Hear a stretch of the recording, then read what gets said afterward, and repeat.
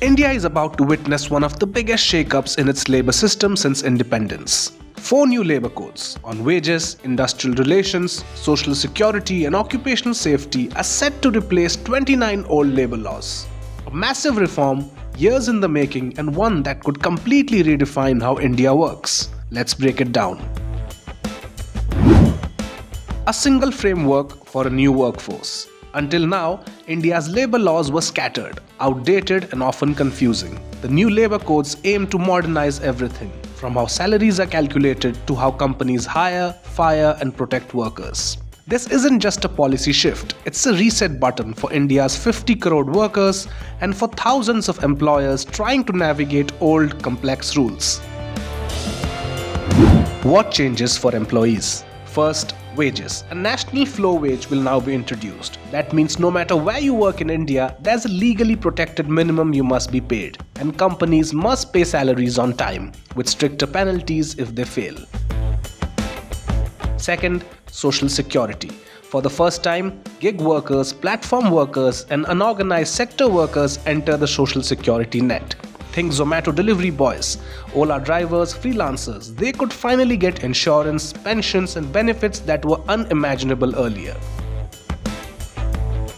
Third, job safety. A written appointment letter becomes mandatory. Women can legally work night shifts with safety measures, and employees get access to annual health checkups. This is India signaling, if you work, you deserve dignity and protection. What changes for employers? This is where things get interesting. Companies with up to 300 workers can now hire and retrench employees without prior government approval. Earlier, this limit was 100. This gives businesses flexibility, reduces delays, and makes India more attractive for global manufacturing.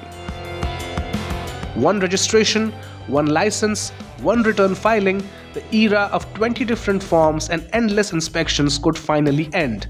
But trade unions say this could become a hire and fire economy with longer shifts up to 12 hours a day and 48 hours a week.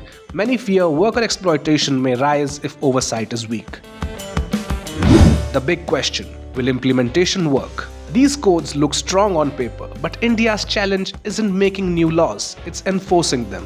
State governments still need to draft their own rules, companies need clarity, workers need awareness, and the gig economy needs structure, fast. So the real impact of these codes will depend on execution, monitoring, and transparency. What does this mean for India's future? If implemented well, the new labor codes can boost job creation, improve ease of doing business, protect vulnerable workers, build a future-ready workforce, and move India closer to a formal organized economy.